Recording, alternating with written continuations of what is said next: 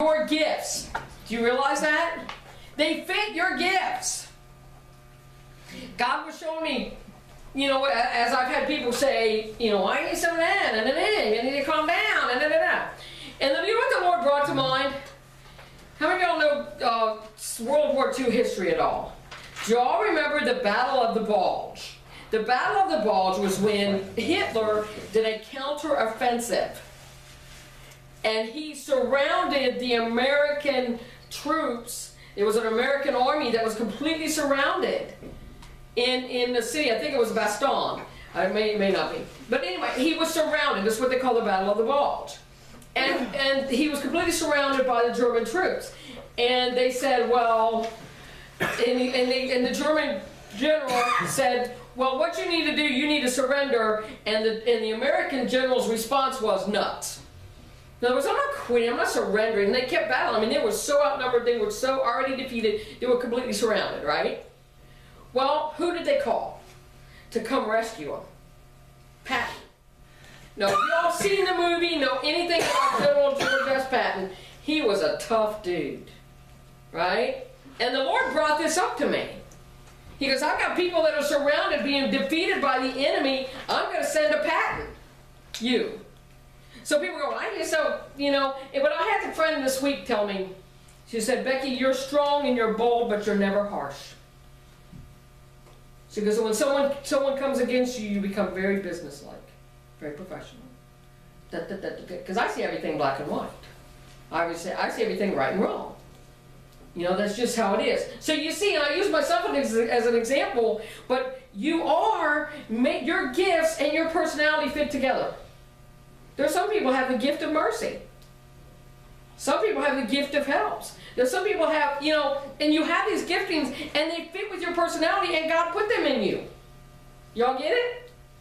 Can I move on? Okay, we're going. What talents did He give you? Your talents will also be connected to what He created you to be and to do. Your talents. There are certain things I can, you know, I called somebody this week, they have such a talent for decorating, such a talent. I called somebody this week and I said, we need to figure out what we're going to do with this space right here. And I said, would you please go online and look at the YouTube and tell me how we can fix this where it looks nicer on YouTube.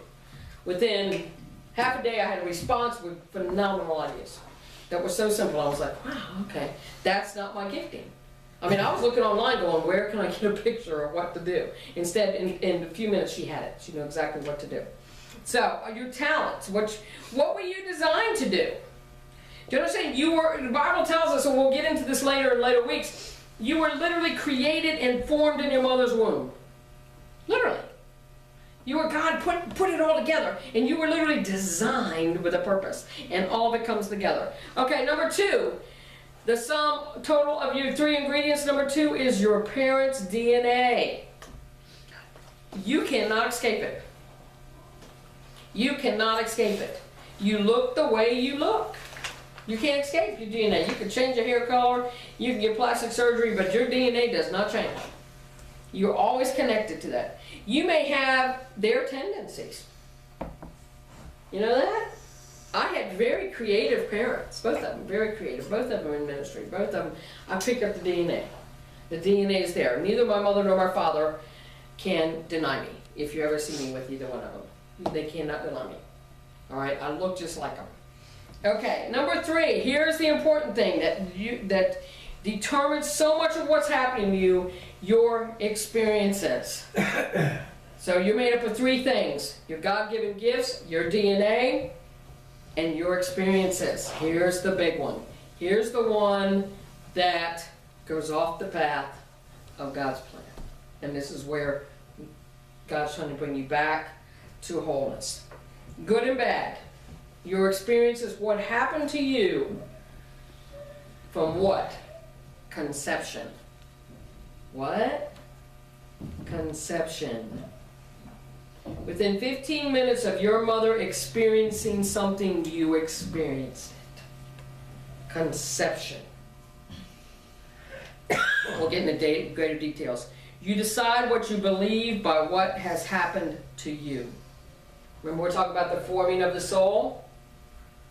all right, if you had a bad father, let's say you had a bad father, then you may look at God as a bad father, because that was your experience.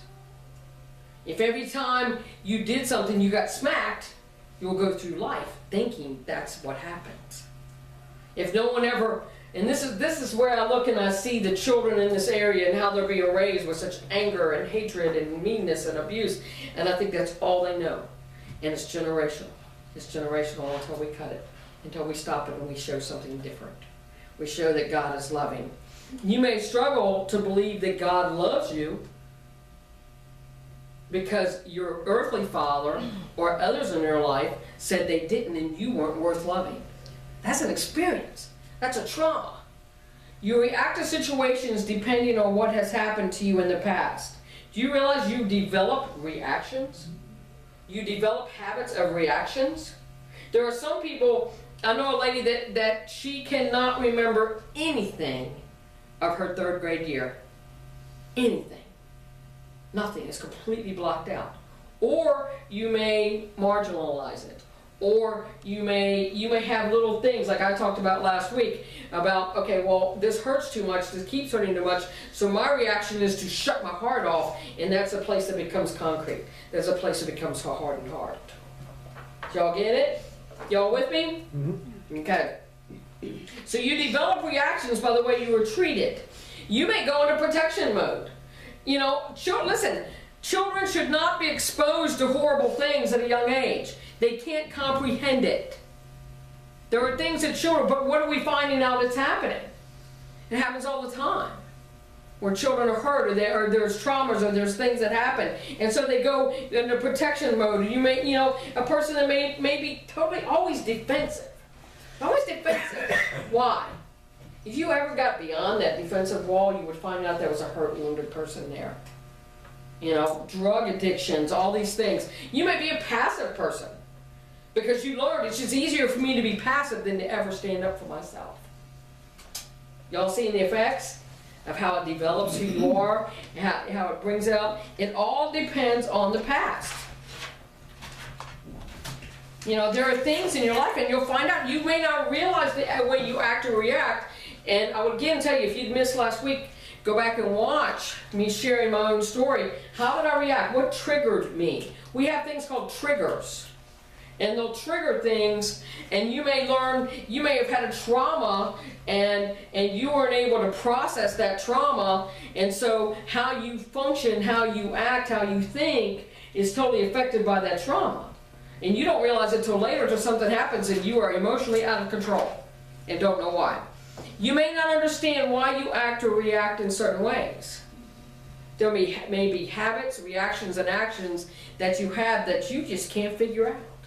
Why do I do that? Why do I feel that way? Why do I seem to struggle with this habit? Why do I have anger issues? And the littlest thing will set me off. Or something weird will set me off. You know, something weird will make me cry. Something weird. You know, what I found out is that I can't stand to watch movies that make you cry. They're everywhere, but you know, and why? Because I don't want to feel that. But I've learned the more God's healed me, the more I can watch movies that make me cry. You know, it's okay. These things that are there because of past experience, they're there. Listen, they are there. And if you don't get them healed, you will struggle and continue in those behaviors. You understand that it's that simple. That there is stuff, and here's what we do. Here's the illustration I always use. We have stuff. We have issues. Okay? That are there because of our experiences. Whether it's depression, anger, fear, insecurity, whatever it's showing itself in. We have these issues. And so what happens to those that have been severely abused is they got to do something about it. They will cover it up. They will cover it up with drugs, with alcohol, with prescription medications. They will cover it up with all kinds of things, pornography, and they'll just cover it up. Well, what happens? Okay, we get them to Jesus, right? Oh, thank God they got saved. So what do we do? Oh, we take all that off. Watch, this is still here.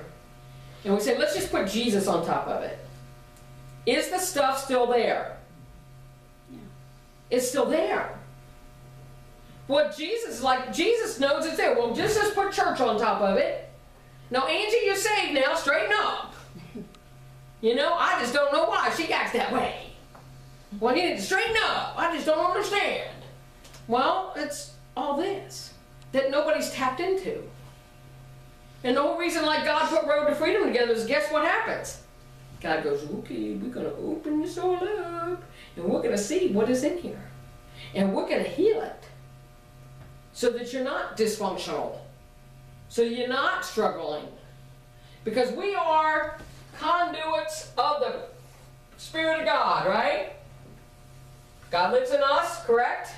Yeah. Talk back to me, y'all. So quiet today. Okay, now, God is here with us. All right. We are conduits. This is us. We're conduits of the Spirit of God. And God's trying to get us to be witnesses to people who need help. Okay? Who need salvation. But guess what? We got all this stuff inside. All these wounds.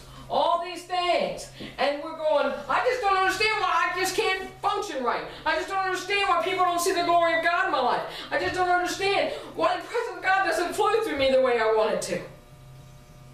Jesus goes along and goes, well, let's take care of this. And let's heal this. Oh, that's a wound. Let's take care of this. See, this is God's goal.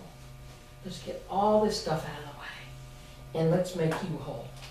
Let's make you whole. And then on top of making you whole, He gives you a testimony. Right? Last week, what did we do? Alan shared last week his testimony. It's just a few minutes long. It was like, bam, powerful. How what God had done. Because we overcome by the blood of the Lamb and the word of our testimony. So He gives you this awesome, wonderful, beautiful testimony. And, you know, you could sit there and you could be bitter, or you could be upset. You could be like, well, I don't understand why God let me go through this. Or you could say, God, just heal me of it. You know, just heal me of it. Just heal me of it. That's all I'm asking. Set me free of it. And that's all cleared, and we become conduits for the presence of God. Because what did I talk about Sunday night? God Almighty lives in you. God Almighty lives in you. Greater is He that is in me than He is in the world. Right? So, you may not understand why you have certain emotional issues. It's all back to these wounds. It's all back to the hurt. And God is able to heal them. You actually develop emotional habits and reactions based on pains and experience of the past. You may react in ways you're going, why do I always cry? Why do I always get upset? You know, there's triggers. There's things that suddenly, something just, it could be slightly similar to stuff that happened to you before. And it's like, wham, it triggers. It's like, what in the world just happened? Why did I just have this meltdown? Well, it's because those wounds just got prodded. It's like you take if y'all ever had a scar, you have a scar? You know, a scar, like I have a big scar on my ankle from when they did surgery on my ankle. Nothing feels like getting that hit. I'm gonna tell you what, you know, scars hurt. And especially if or an infection. Y'all had an infection in your finger or something, an extremity. Like your thumbs are great till you can't use them. You know? And it's like, oh, this little thumb thing I'm having. I mean, I still cannot bend my thumb. And every once in a while, you know, I forget that it's happening. I forget that I'm probably going to have to go get surgery to get the tendon, you know, to put back up in my thumb. But I forget that until all of a sudden I hit it, and it bends, and I have to go, oh, and undo it. I forget about it until it happens. Well, what happened? I reacted. Right? I felt pain, I felt emotion. So that's the same thing when those wounds that Satan puts in there because of somebody else's sin cause you to react. Why you explode in certain situations, either anger or emotional explosions, are a signal that there are wounds that need to be healed. So, what's God's plan? Wholeness and fullness. But the first thing you have to realize is you've had some experiences. Your brain contains every memory. You can block it out all you want, but your brain contains every memory of experience you've ever had from conception. Every memory. And you may block it, you may have little shields on it, But trust me, it's there. But the cool thing is God knows it's there. God's plan for inner healing is to go and find what happened and heal it. Let me warn you. Get ready for surgery.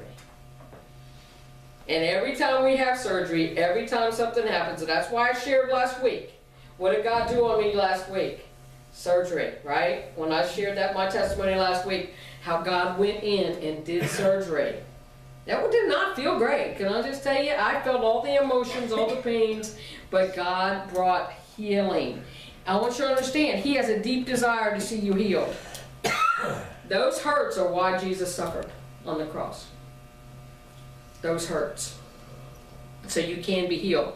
It wasn't God's plan for you to be hurt, but it is God's plan for you to be healed. Can I tell you, God didn't cause it? God didn't cause it. But He sure wants to heal it. Man, He knows every hurt, every wound, every pain. There's stuff like I shared that for years. And you're going to have to time-wise, okay? It's 10 after. Okay. I shared before that I for years had a problem with dread and never knew why until the Lord revealed to me. Don't be in a hurry to go, okay, because I want to share a couple things because a lot of y'all missed it at the beginning. Shared that my mother had miscarried like 3 times prior to me being born. And she, during her pregnancy, had dread that she was going to lose me. And so whatever she felt, within 15 minutes of her feeling it, I felt it. So here I am with this seed of dread in my life and not even understanding why did I feel that way. Well, guess what God did? He just removed it. He just, once it exposed, listen, that's one reason He exposes it. He'll expose the reason for he'll expose the wound, the reason for the pain, the reason for the trigger, the reason for the emotional breakdowns. He'll expose it. You know, I've seen where somebody will struggle with something for years and years and years and years, not know why. Once it got exposed, healing begins. Do y'all get it? Any comments or questions? Y'all so quiet today. I want to shut that off, please, Thank you all for coming today. There we go. And there's